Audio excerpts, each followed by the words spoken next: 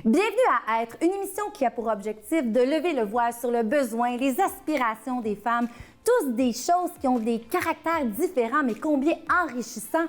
Et aujourd'hui, le thème de l'émission, c'est être heureux.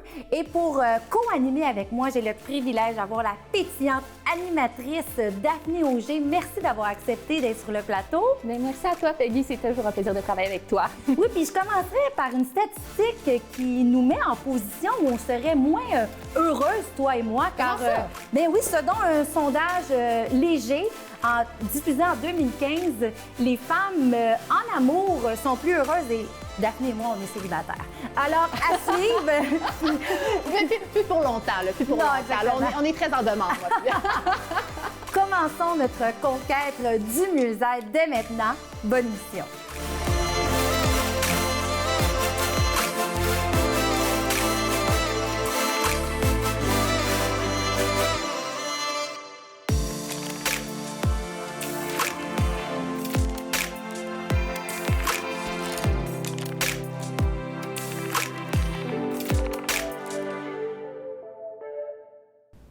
Qui dit être heureux, avoir des outils pour atteindre le mieux-être et être heureux, je m'entoure de précieux collaborateurs avec qui j'ai des échanges et je vous les présente dès maintenant. Tout d'abord, Joanne Lavoie, auteure, coach en PNL. C'est pas la première fois que tu viens sur le plateau et là, tu vas vraiment pouvoir venir échanger, donner tes trucs en lien avec ton livre Borderline et heureuse. Merci d'avoir accepté d'être sur le plateau. C'est un grand plaisir, c'est un grand plaisir. Puis, tu sais, quand on parle de bonheur, bien souvent, on a le côté santé mentale où c'est des gens qui vont vraiment pas bien. Donc, Borderline et heureuse, c'est la preuve que, bien, c'est possible de bien aller, d'être heureux pour tout le monde quand on est bien outillé, bien entouré. J'ai déjà hâte d'entendre tes trucs. Stéphane Ducharme, animateur en remplacement de Marc Duchesneau. Merci d'avoir accepté. Oui. J'ai très hâte d'avoir tes trucs parce que tu es quelqu'un qui pétille de bonheur à la base puis tu as toujours l'air heureux. On regarde tes capsules sur Internet, là, regardez ça à la maison, je vous dis, on rit. Tu transpires le bonheur. On va dire ça comme ça. Ben, parfait, mais merci de m'inviter. Fait plaisir, mais on va te challenger. Oui, OK. Oui. Hey, t'es mieux d'avoir de la répartie. Exactement. Les deux filles ici, là, on ne ménagera pas. On est prêtes. Bon. Et là, je suis très touchée et heureuse. Ça fait longtemps, d'ailleurs, c'est quelqu'un que je connais depuis des années, Daphné, de recevoir à l'émission. Elle a accepté, malgré qu'elle est dans le bois. Elle est avec nous via Zoom. Marie-Ève Lamontagne, qui est une auteure, une femme d'inspiration. Elle vient de sortir son 3e livre. Merci, Marie-Ève, d'être avec nous sur le plateau. Ça me fait vraiment plaisir. J'ai l'air full bronzé. En plus, j'aime ça. Je vais venir plus souvent. Ça me donne une petite heure de santé. Merci de m'accueillir. Pour vrai, c'est toujours le fun. Moi, j'adore ça. Oui, puis en fait, tu viens de lancer ton 3e livre. Et c'est pas rien, je veux dire, t'es jeune, t'as plein de projets, puis c'est le livre de la vérité. Puis j'aime beaucoup ton sous-titre, en fait, c'est ce qui m'a beaucoup allumé. La liberté d'être et de vivre pleinement. J'ai envie de demander, parce que ton parcours, Marie-Ève, tu es une entrepreneur, mais ce que peu de gens savent, que moi, je sais, je vais me permettre d'aller dans cette avenue-là. Tu as travaillé en production télévisée pendant plein d'années. Marie-Ève était sur les gros plateaux de télévision. Tu as revu ta vie parce que, justement, tu voulais être plus heureuse. Comment qu'elle va aujourd'hui, Marie-Ève? Hey, Marie-Ève, je pense qu'elle va se chercher éternellement, mais j'espère qu'à un moment donné, je vais au moins mettre les deux pieds dans une paire de bottines qui va me convenir. Je serais prête à me stabiliser un petit peu. J'ai été une personne, bien, comme tu l'as dit, j'ai travaillé 15 ans dans le milieu télévisuel comme... écoute, j'ai été un petit peu caméraman, régisseur de plateau, coordonnatrice. J'ai fait vraiment différentes choses, à TQS plus particulièrement. Et ben c'est ça, à un moment donné, j'ai décidé que j'en avais assez de tout ça. Puis je me suis entrepris la communication sous d'autres sphères, entre autres à travers la conférence, l'écriture, ça m'a toujours habité. Mais écoute, je suis encore dans cette espèce de cheminement-là de... Je sais pas, je pense que j'ai été, tu parlais, je t'ai entendu tantôt dire le mot quête, je pense que j'ai beaucoup été en quête de bonheur, puis j'ai eu 40 ans il y a 2 ans, je suis tellement jeune, comme tu as dit. Ben oui! Fait que j'ai 42 ans. Ben écoute, puis tu sais, je me questionne vraiment sur depuis 2 ans, là, c'est quoi être heureux, c'est quoi le bonheur? Est-ce qu'on court vraiment après quelque chose qui existe ou on court après notre queue? C'est là que je suis, fait que je vais bien.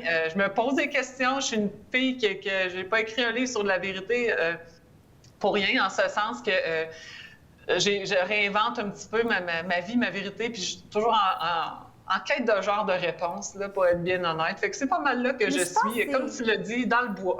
Oui, mais je pense que c'est un peu... Je veux une petite confirmation de toi, Joanne. Je pense que l'humain est en perpétuelle adaptation et en quête. Alors, je crois, est-ce que c'est normal que malgré qu'on sait qu'on est heureux, qu'on remet en doute ce bonheur-là, Joanne? Mais je pense que quand on remet en doute, c'est parce qu'on est beaucoup dans le passé ou dans le futur. Ah, et dans le moment présent, peut-être que dans le bois, c'est le bonheur total si elle est dans le moment présent plutôt que dans le passé ou dans le futur de quête de quelque chose. Parce que quand on est en quête de quelque chose, c'est comme s'il y avait un manque et si on allait courir après. Fait qu'il faut trouver notre manque, vivre dans le ici-maintenant. Oui, j'adore ça. J'adore ça. Mais je te rassure, Marie-Ève, je pense qu'on est tous un peu comme ça. Oui. Je veux dire, quand on est... Surtout, là, tu viens de lancer ton livre, tu es un peu dans une zone insécure, là. Je suis certaine que dans le bois... Prends un arbre. Moi, je fais ça. Je sais pas si vous avez déjà essayé ça, là, de serrer un arbre. J'ai fait ça il y a pas longtemps, mais l'énergie qui ressort quand on serre un arbre, là... Stéphane rit, l'homme rit, vous voyez? Mais tu ne peux plus serrer personne, fait qu'il faut bien serrer. Exact. En tant que célibataire, je serre des arbres. Mais, gros dévoilement. Mais Marie-Ève, il y a une citation sur ta page Facebook qui m'a beaucoup marquée. Puis je veux en fait que tu nous expliques un petit peu parce que je pense que ça peut donner le ton puis donner envie aux gens de lire ton livre. Ton livre, je vais le lire, c'est assuré. J'ai un petit peu manqué de temps là, avant l'émission, en toute transparence. Le mensonge fait partie du chemin vers la vérité. Il suffit un jour de cesser de le choisir. Donc, on choisit le mensonge. Je veux que tu ailles plus loin parce que c'est profond là, ce que tu dis dans cette phrase-là. Bien, premièrement, pour parler un petit peu de ma vision du mensonge, je vais aller juste un petit peu plus loin que le mensonge qui est comme dire un mensonge, mettons. Okay. Le mensonge qu'on voit comme l'opposé de la vérité. Fait qu'on voit le mensonge comme le fait de pas dire la vérité. Mais souvent, on voit ça comme étant mal. Comme, tu sais, on a évolué là-dedans, on a grandi dans faut pas dire des mauvaises choses, faut pas dire des mensonges. Et là, pour moi, le mensonge, en fait, c'est en quelque part tous nos mécanismes inconscients ou conscients ou tout ce qui nous pollue l'intérieur, nos peurs, notre passé, nos croyances, nos perceptions. Pour moi, c'est ça le mensonge. C'est tout ce qui vient mettre une barrière dans vraiment qui on est vraiment de manière naturelle. Donc, pour moi, la pure vérité, c'est Marie-Ève, au-delà de justement toutes les peurs que j'ai pu avoir, toutes les peurs que j'ai encore aujourd'hui, les conditionnements, c'est comme tous ces mécanismes-là viennent, pour moi, teinter ou cacher notre pure essence ou ce que j'appelle, moi, notre pure vérité. Donc, le mensonge, en quelque sorte, c'est toute la partie qui cache la vérité de qui on est. Wow. Et je dis, le mensonge, oui, fait partie, pour moi, de l'expérience de la vérité. Puis, je crois que si je prends mon expérience personnelle, pour ne pas impliquer personne d'autre, j'ai couru toute ma vie après une image, après l'image de qui je pensais que j'étais. Je voulais, à un moment donné, avoir l'admiration, être populaire, être conférencière internationale, écrire un best-seller. Tu sais, j'avais plein d'idéaux de ce que je devais accomplir pour être quelqu'un dans le monde. Et c'est ça, fait que je suis partie en quête de ça. Mais ça, ce que je fais, ce que sont mes rêves, c'est pas nécessairement qui je suis vraiment. Pour moi, qui on est, c'est comme une partie invisible de l'iceberg. C'est qui je suis quand j'essaye pas d'être quelqu'un, nécessairement. Tu sais, fait que c'est qui je suis à tout moment. Alors, pour moi, vraiment, faire l'expérience du mensonge, c'est faire l'expérience un petit peu de la partie de soi qu'on pense qui est soi, puis qu'à un moment donné, un jour, on se réveille et on dit, OK, c'est peut-être pas ça que j'ai envie finalement, ou c'est peut-être pas ça que je suis, ou on libère des peurs, on libère des choses, puis on découvre des nouvelles parties de nous-mêmes. Donc, c'est comme, de la même façon, je te dirais que pour apprécier le soleil, la nuit, ça aide, parce que le soleil se lève. Exact. Écoute, notre bloc termine, c'est un peu comme le yin et le yang, c'est entièrement ça. Où qu'il y a de la vérité, il y a du mensonge, mais tu l'expliques tellement bien.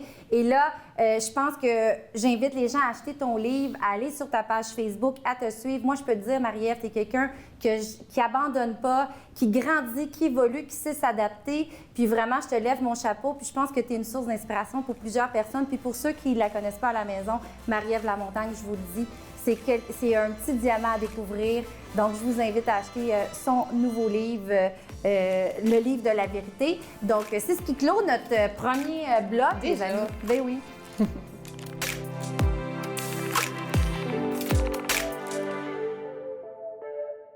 On est dans mon bloc préféré, le bloc où on a l'opinion de l'homme, de la situation. Et avant, je voudrais porter un toast, tout le monde sur le plateau, et Marie-Ève, chez toi. Un toast, je vous souhaite d'être encore plus heureux et d'aller vous chercher les outils pour être mieux. Donc, santé. Santé. Et c'est bien dit, Peggy. Wow, ça fait plaisir. Puis, en fait, on a ici un produit du Château Taillefer-Lafont, qui est un vignoble lavallois. Donc, on est très chanceux là, de pouvoir déguster ce produit-là. Je vais prendre une gorgée. Ben. J'ai tellement hâte de parler. Je vais en prendre une deuxième, moi. Donc, Jalouse. on va se reprendre, T'envoies une bouteille Marie-Ève. par la On va poste, se reprendre. Marie-Ève, je t'envoie une bouteille par Et la je poste. suis ça va s'en venir contente, dans pas longtemps. Peggy, parce que tu as dit santé et Oui. personnellement, ce qui me rend le plus heureuse, c'est la C'est santé. la santé. Ouais. C'est Donc, drôle ça que tu abordes pouvait ça pas parce que mieux, je voulais, avant qu'on aborde le débat, Sénèque, que vous connaissez peut-être, qui est un grand philosophe qui date mon Dieu, de plusieurs années, là, a dit des mots que je veux vous dire pour qu'on aille en tête un peu c'est quoi être heureux. Et oui, la santé en fait partie. Si on n'a pas la santé, on ne peut rien faire. Puis moi, je parle en connaissance de cause. Là, dans les 2 dernières années, j'ai des gros problèmes de santé. Puis tu as beau vouloir te lever le matin, quand tu vas pas bien, puis que tu n'es pas capable de rétablir, on peut absolument rien faire. Tout à fait. Et ce que Sénèque disait, c'est être heureux, c'est apprendre à choisir non seulement les plaisirs appropriés, mais aussi sa voie, son métier, sa manière de vivre et d'aimer, choisir ses loisirs, ses amis, les valeurs sur lesquelles fonder sa vie. Et on s'entend que c'est Sénèque qui ne vit pas en 2021, donc ça perdure dans le temps. Et ma question pour toi, Stéphane, on riait en début d'émission, là, mais selon le sondage léger, les femmes en couple seraient plus heureuses. J'aurais envie de commencer la discussion en disant, est-ce que les femmes ont le bonheur plus facile que les hommes? Ou est-ce que, selon le genre, on n'a pas la même façon d'être heureux? Qu'est-ce que toi, t'en penses personnellement? Deuxième option, on n'a pas la même façon d'être heureux. Je pense que oui. Puis évidemment, tu sais, les femmes, on se le cachera pas, vous mettez beaucoup de pression sur, tu sais, avec la famille, tout ça. Mais oui, effectivement, tu sais, on n'a pas le même sens d'être heureux. On n'a pas les mêmes... Tu sais, nous autres, les gars... Ce qui va nous rendre heureux, c'est nos petites bébelles électroniques, tu sais, c'est nos... Mais c'est vrai, tu sais. Je prends l'exemple, tu sais, une femme, puis ça, c'est vraiment, tu sais, c'est sans de sexiste ou quoi que ce soit. Tu sais, vous allez entre filles, quand on peut, là, mais en pandémie moins, mais Non. aller magasiner, manger au resto, tu sais, entre girls, vous allez faire ça. Nous autres, les gars... Mais c'est le hockey, là, puis le Ben, c'est le poker, hockey, puis, exact, nos billets de saison. L'impact. C'est ça, Ouais, exact. exact. Tu sais, on espère d'avoir une équipe de baseball puis aller manger des hot dogs. Mais sans blague, tu sais, je pense qu'on n'a pas, la même vision d'être heureux. Mais au bout de la ligne, je pense que l'idéal, c'est d'avoir notre petit bonheur. Et tant mieux si on peut avoir le bonheur facile aussi à travers ça, Oui. j'imagine. Mais c'est ça, et ce que j'allais dire, premièrement, je vais oser vous poser la question, est-ce que vous vous considérez heureuse? Puis à quel niveau heureux? Tu sais, vous, comment vous vivez ça? Parce qu'en pandémie, on parle d'être heureux, mais je veux dire, c'est quand même un défi. Il a fallu revoir sa vie. Moi, je peux vous dire que je suis heureuse. 95 du temps, j'ai mon 5 de Mais c'est comment impossible dire? d'être heureux, être heureuse. Non, mais moi, c'est contrairement à ce que tu dis, avant, j'étais comme ça.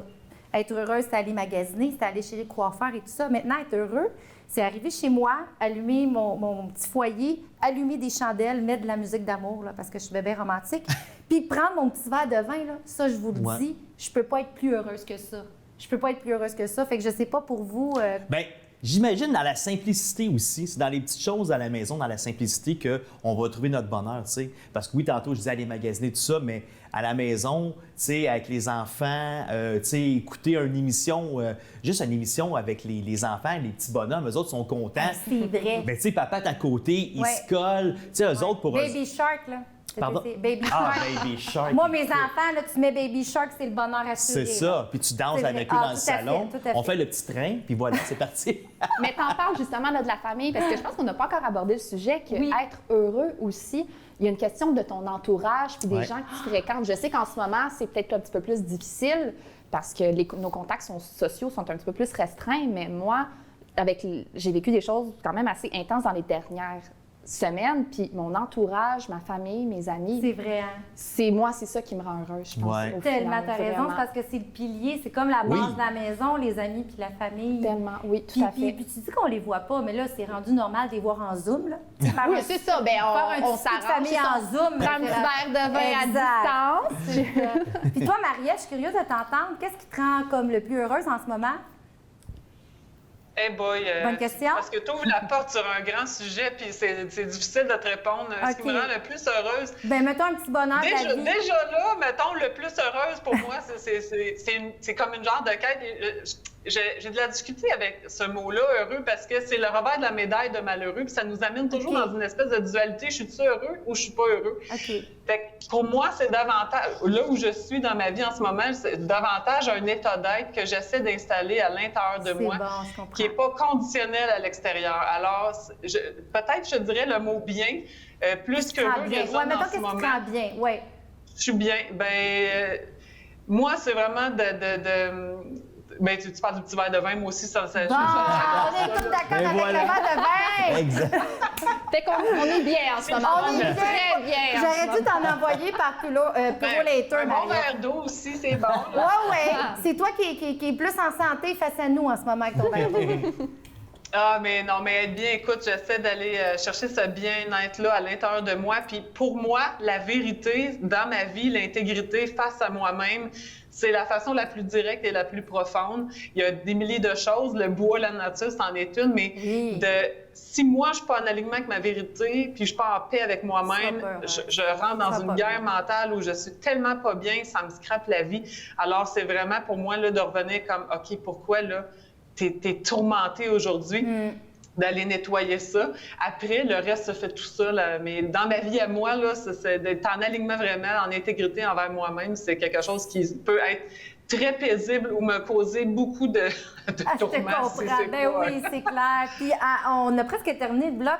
Toi, Joanne, qu'est-ce qui te rend bien ou heureuse au quotidien actuellement? Heureuse. Heureuse? Très, OK, très toi, t'es dans... J'aime ça, là. Toi, Oui, t'es heureuse. oui, Qu'est-ce qui te oui. rend heureuse pour Moi, conclure? depuis la pandémie, j'ai eu 3 petits-enfants. Oh, félicitations! Ça, c'est mon plus grand Bravo. bonheur. Puis avec FaceTime, ma petite fille qui a 20 mois, à tous les jours, plusieurs fois par jour, on se FaceTime. Puis, peu importe ce que je fais dans la vie, souvent, quand je suis concentrée sur quelque chose, je réponds pas. Mais la sonnerie de mon FaceTime, je ne peux pas la manquer. Et peu importe dans quelle énergie je suis, bien, c'est un sourire assuré. C'est de l'amour inconditionnel. C'est tellement vrai, les enfants, on en parlait. Ben oui, c'est ça, les exactement. amis, On voit que c'est la base quand même. Oui. C'est quand même la base de Les la gens famille. ramènent beaucoup à ça. Ouais. Et pour conclure le bloc, bien, une chose qu'on est certain, prenez un verre de vin et vous serez heureux. C'est ce qui conclut le deuxième bloc.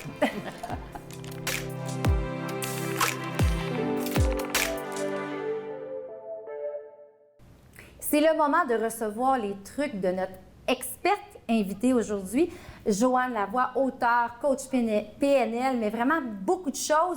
Est un magnifique livre, Borderline et heureuse.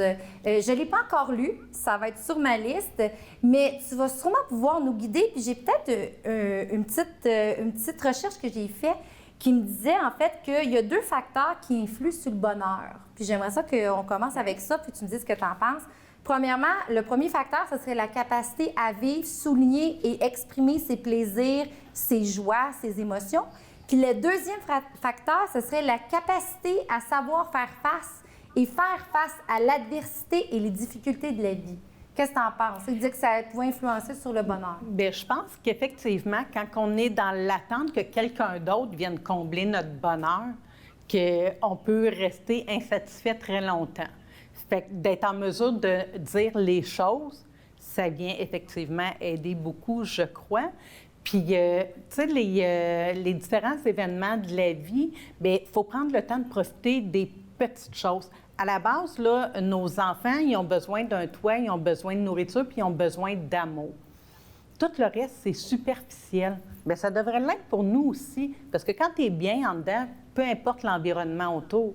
C'est un peu comme la pyramide de Maslow. Oui. On dit que la pyramide de Maslow, bon, il faut Les besoins s'habiller, primaires. se nourrir. Là, je ne les connais pas tous par cœur, là, mais c'est ça qui fait qu'à la base, on répond au moins avoir un toit et manger, on a déjà atteint un certain seuil. Et d'avoir de bonheur. l'amour. Et d'avoir de l'amour. Et Oui. d'avoir de l'amour. Exactement. Puis dans ton livre, en fait, j'ai quand même feuilleté tout à l'heure et tout ça.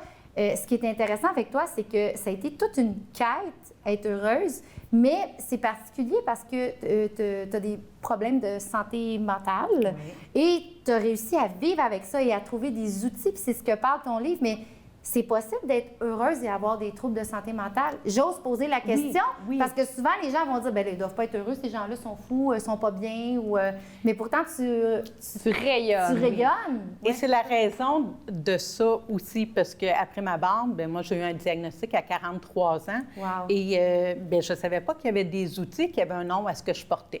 Fait qu'à partir du moment où j'ai compris ma façon de fonctionner, bien, j'ai eu envie de la changer. Puis j'ai trouvé plein d'outils qui ont été dans le premier livre, Borderline, mais pas folle.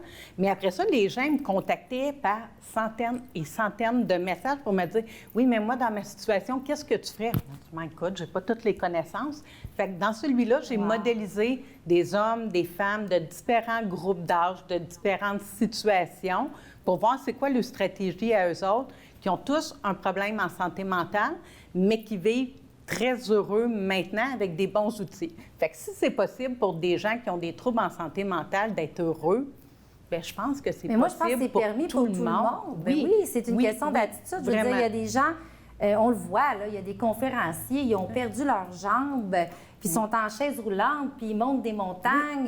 Tu sais, il y en a d'autres qui ont perdu toute leur famille, puis ils passent au travers. Mais je voudrais préciser pour les gens qui nous écoutent, c'est quoi être borderline? Parce que pour moi, c'est pas clair. Donc, peut-être juste préciser ça. Bien, le trouble de personnalité limite, OK. ou TPL, ou borderline, c'est exactement la même affaire. OK. Il faut 5 de 9 critères, dont un sentiment de vide, un mal-être, un trouble au niveau identitaire, tentative ou idée suicidaire. Donc, c'est vraiment un mal-être qui est très, très profond, là, que quand tu n'as pas d'outils, c'est comme si ça te dévore de l'intérieur, ce mal-être-là.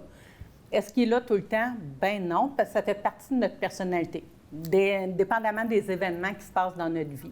Fait que c'est pour ça que je dis que bien outillé, et personnellement, ça se développe habituellement à l'adolescence, là. Donc, si on m'aurait donné les outils à 13 ans, 20 ans, 30 ans, bien, j'aurais été un modèle différent, premièrement, pour ma fille. Et idéalement, là, maintenant, je suis un modèle différent pour mes petites filles parce que je suis bien outillée.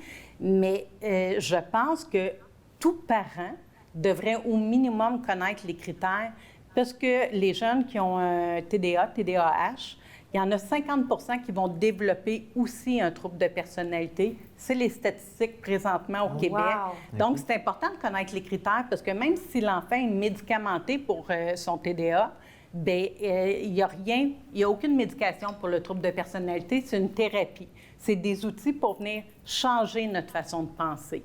Fait que tout le monde, et honnêtement, moi, les jeunes que je coach, ça vient faire rapidement une différence. Moi, ça faisait longtemps que mes vieux patterns étaient tatoués à l'intérieur, fait que c'est plus difficile d'en sortir. Puis pourtant, j'ai réussi très, très bien parce que ça fait 8 ans que j'ai eu mon diagnostic et ça fait 7 ans que je fais des conférences et que je vais très, très bien. Wow! Puis en terminant comme le premier bloc, ça serait quoi un outil que tu pourrais donner aux gens qui sont en quête d'être heureux au quotidien? Un petit outil? Bien, un petit outil, je vous dirais, déjà en partant de l'induire le matin. Une intention positive le matin. Peu importe ce qui se passe dans ma journée, moi, je choisis d'être heureuse. C'est mon choix. Fait que quand il arrive des choses, bien, je choisis que ça me coule un peu comme l'eau sur le dos d'un canard. Ouais. Mais c'est mon choix. quand on ne met pas d'intention le matin, c'est comme si on se laissait aller un peu dans la vague, puis on ne savait pas trop où aller. Si mon intention est ferme, bien honnêtement, il peut arriver un peu n'importe quoi, mais j'ai cette tendance à voir le positif parce que je l'ai déjà décidé le matin. C'est mon choix. Puis on devient aussi, je pense, un peu moins en mode panique avec une situation qui va arriver dans la journée. Bien, en fait, pour conclure, on est responsable de notre bonheur, chers auditeurs.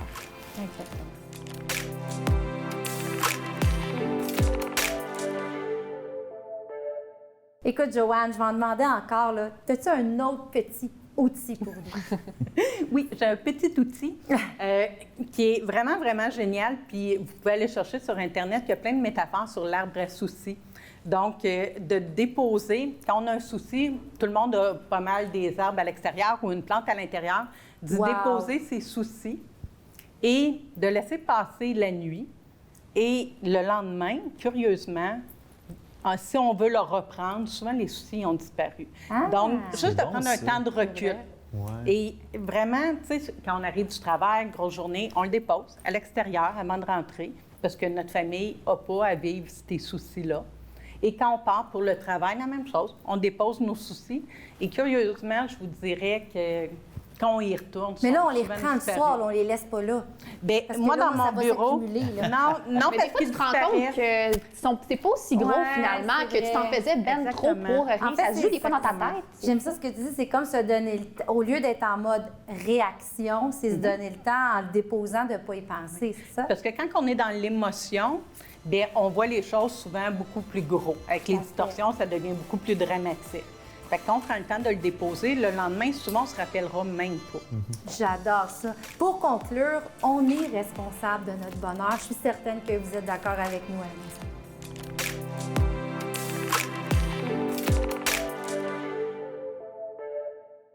En bonne compagnie, le temps passe si rapidement. Je vous invite à aller consulter la page Facebook de Marie-Ève Lamontagne qui vient de lancer le livre de la vérité. Merci d'avoir été avec nous, Marie-Ève. Merci à vous. Et Daphné, j'adore terminer avec une citation, l'émission. Et la citation d'aujourd'hui est par Steve Lambert. « Je te souhaite d'être heureux aujourd'hui, car demain, il sera peut-être trop tard. » Tout à fait. Tu es d'accord Je avec suis ça? Totalement d'accord avec ça. On est tous responsables de notre bonheur, mais on est aussi responsables de notre malheur. Puis ça, je trouve que c'est la meilleure chose. Alors, à la maison, je vous souhaite d'être mieux cette semaine. Prenez soin de vous. À la semaine prochaine!